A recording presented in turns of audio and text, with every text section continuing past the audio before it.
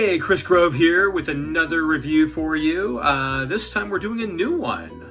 Beverly Hills Cop 4, also known as Beverly Hills Cop Axel F. The official title anyway. So, this movie stars Eddie Murphy as Axel Foley, Judge Reinhold as Billy Rosewood, John Ashton as John Taggart, Joseph Gordon-Levitt as Bobby, Taylor Page as Jane, Kevin Bacon as Captain Grant, Bronson Pinchot's returning as Serge, and Louis Guzman as, I got him listed as Karaoke Cartel Guy. Yeah, so let's get into it. So this movie is basically about, it's been since '94 since we've last seen Axel Foley. And this time he is going back to Beverly Hills. Everything starts off in Detroit like it usually does, where he's got to foil a robbery at a hockey game. But then we go to Beverly Hills to help out his daughter, and his estranged daughter, of course, because he's got some kind of John McClane style shenanigans happening with his daughter, you know, they're very estranged, and she doesn't feel like, he was there for her, and she's upset, and damn it, I mean, she has a wonderful line in the movie where she's like, if you went to therapy, you'd realize that this isn't, 50-50. The parent is always supposed to be the parent, and you weren't always the parent. So there we go with that. So that's kind of an issue. So they have to sort that out, and it's done rather earnestly, especially for a Beverly Hills Cop movie. It's done with some kind of serious stuff going on, and do they work things out at the end? Well, what do you think? Spoiler alert, of course they do, but it's a fun little ride. But anyway, she's in trouble. She's in trouble. She plays not a DA. She plays a defense attorney this time around, defending some cartel people who are probably innocent in all this, I guess. And she's gotta basically step up, and she's getting too close to the truth of what's going on, and her life is in danger. We'll just put it that way. Her life is in danger. So that's what's going on with her. So, and Billy is trying to help her out, and then he kind of goes MIA, and they got to find out, what's happened to him. Billy Rosewood, played by the wonderful Judge Reinhold. And so Eddie Murphy goes back to Detroit. We got to see Paul Reiser in the beginning, and Paul Reiser is playing Jeffrey, and now Jeffrey is basically the new Inspector Todd, and he is Inspector Todd's, he kind of is more like Inspector Todd than the Jeffrey we knew from 1 and 2. He's 1 and 2, he was kind of like Axel's follower, where now he's clearly Axel's superior. And he's like, yeah, you can't be pulling these shenanigans after a extended chase scene after the hockey robbery. He's like, yeah, you can't be doing this anymore. You used to just get yelled at. Now we take your shield away. And Eddie Murphy, Axel Foley's like, hey, but you always give my shield back. So, yay. It's, this time he's more of an authoritarian figure, and he's encouraging Axel while he's in LA to work things out with his daughter, and he comes from a more powerful position.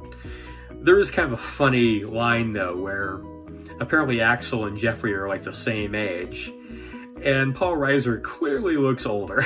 And he's just like, we are the same age. You and I are the same age. So yeah, even though I look way younger than you do, kind of. And yes, he does. But Paul Reiser still looks good. He still rocks it, and he's doing great. And he does great in this role. And it's good to see him in a position of power and giving Eddie Murphy advice, as opposed to Eddie Murphy going, I'm close to shooting you, Jeffrey. So that's kind of fun. And we got Taggart back, and Taggart is the new chief. And, which is interesting. He's the new chief, but he doesn't seem to kind of know what's going on. He seemed to kind of lost his edge as a detective, and he looks at the villain, and spoiler alert, well, do I want to spoil this? Okay, I'll kind of spoil it, because, I mean, you can kind of tell in the first scene, so I'm sure. It's Kevin Bacon. You know, he plays a corrupt police captain in this. The plot has something to do with being on the take and drugs and allowing cocaine to happen and being okay with it, I guess, and profiting from it. So that's basically the plot. But really, I mean, the plot is just an excuse for the shenanigans. And the shenanigans are what we're there for. We're there to see Eddie Murphy be Axel Foley. And in playing Axel Foley, what is Axel Foley really? Well, back in the role, you know, back in the day when Axel Foley was just being written in, you know, 84, or prior to that, when the first movie came out. He's basically like a Dirty Harry / Cobra. In fact, Stallone was supposed to play Axel, or Marion Cobretti, whichever name they decided. Because I don't know, I can't really see Sly as an Axel Foley. Can you? I mean, really? But, you know, so that's what he's doing. And, you know, anyway, so Stallone did not get the role. Yeah, because he didn't feel comfortable with the comedy. Now he feels much more comfortable with comedy in his career. So kudos to Stallone for that. I'm glad he feels more comfortable with comedy in his career, you know, later on and today. So that's good. But back then he wasn't. It was, you know, Beverly Hills Cop was supposed to be a straight up action movie, and then they wanted a comedic edge to it, which kind of humanized our main character. And Eddie Murphy definitely humanized him.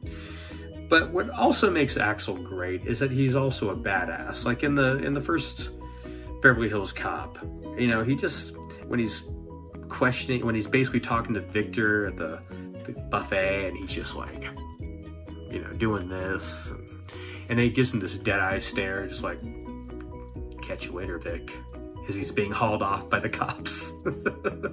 It's just a great scene.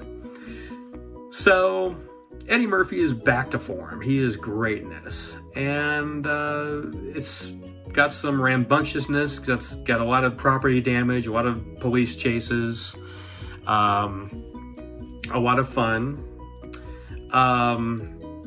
But it's also got a lot of seriousness going on too. And the seriousness is basically him being, you know, having moments with his daughter. You know, he's got some really serious moments with his daughter, which actually really is nice to see. It kind of pays off. It feels a little John McClane-like, you know.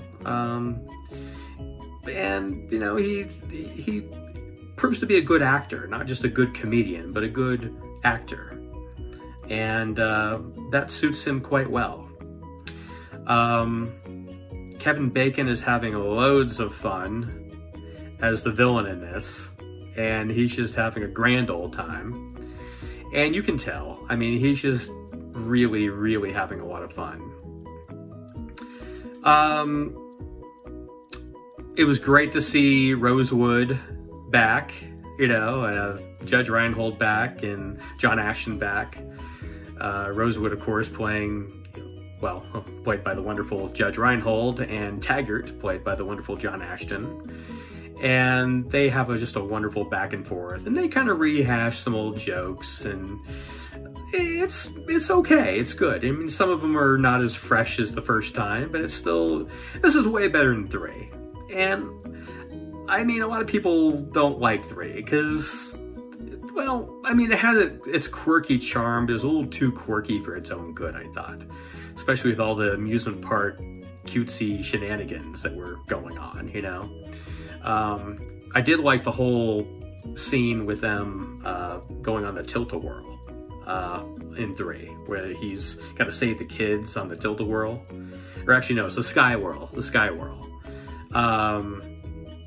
And it's just, I don't know. The Sky Whirl is like a 3-prong Ferris wheel that you're encaged like little gondolas, like cages, and you're going around and around. And honestly, I've been on it several times, and it's a blast. So it's a good view of the park and a good view of good old Santa Clara. So, where Beverly Hills Cop 3 was filmed, even though it's supposed to be LA. So yeah, good times, good movie. This one is really true to form. It's really back to what the essence, it captures the essence of what 1 and 2 did. In fact, it even has the soundtrack from 1 and 2. It has the Glenn Frey song, you know, The Heat Is On, during the opening credits. It's got, during one of the chase scenes, it's got the Bob Seger tune kicking in, Shakedown. And it's just wonderful. It's just a good solid soundtrack, good movie. Some callbacks. It does play on, you know, a little heavily on nostalgia, but also offers its new stuff going on. There's a wonderful helicopter chase scene. And Joseph Gordon-Levitt is amazing here. He is just great. He plays basically Axel's partner through all this. You know, he's the new guy in Beverly Hills, and he's the one who kind of gets to introduce to him as he's being arrested yet again. He gets arrested twice in this movie, and spoiler alert, he breaks out twice, so because he's Axel Foley. And the villains are all top notch. I mean, they're scary. They're right out of Die Hard, or, you know, Lethal Weapon. I'd say more so Die Hard. They're very heavily armed to the teeth in this. The ending kind of shootout scene, the house that it happens in, there's like this U-shaped staircase, and they have to go in guns a-blazing, and it really literally looks like Scarface. Like, it looks like the end of Scarface, like this whole set design. And, you know, you got cartel guys running around shooting, and goons and stuff, and, you know, our heroes have to, you know, take them out, basically. And, you know, does it happen? Oh, well, I'm not going to spoil everything, but come on, you know. It's a fun movie. It really is a fun movie. And it's, I think, definitely worth the price of admission, which in this case would be Netflix. And it's weird that this was released on Netflix. I understand from a financial standpoint that it's all about streaming these days. I get that. But the theaters are still around, and you'd think a blockbuster like this would, a summer blockbuster like this would get that theatrical release. And we kind of need that. You know, we need that theatrical release. So I'm hoping that they can put it in theaters eventually, because Netflix is great. You get to watch it in the comfort of your own home, and that's all good. But you don't get the theatrical social experience of a summer blockbuster with Netflix. And I think a lot of people have missed that and are commenting on that. So that is one thing to consider. But from a financial standpoint, I guess they make more money with Netflix because they're streaming more, you know, and I don't know, it's because it's all about streaming, and more people don't have to leave their homes. They can just watch it right away. And so, I mean, I get that too, but I don't want to see the decline of the theater, you know, because of this. I mean, since the pandemic, we've seen the theater go through hell and back, and I'd like theaters to still be around. I think there is a reason for theaters. I mean, you're not going to watch a play online, are you? You're not going to sit there in a, in your home and, people performing in your living room. So, I mean, you get out and go to the theater and support the theaters whenever you can, because they're still around and they need your support. Theaters have changed over the years. My grandfather used to work for RKO Pictures and Universal, and apparently in those days they had ma and pa theaters. Now they have the Century, Cinemark, and I think one other one, or maybe just those two. I don't know. There's got to be. I think there's a third one out there somewhere. But it's all corporate now, so I mean it's not like your old ma and pa theaters, but it gives you a place to go to be social for the movie-going experience, especially during the blockbuster season. So still support your theaters. And also enjoy Netflix. So that's all good. That's great.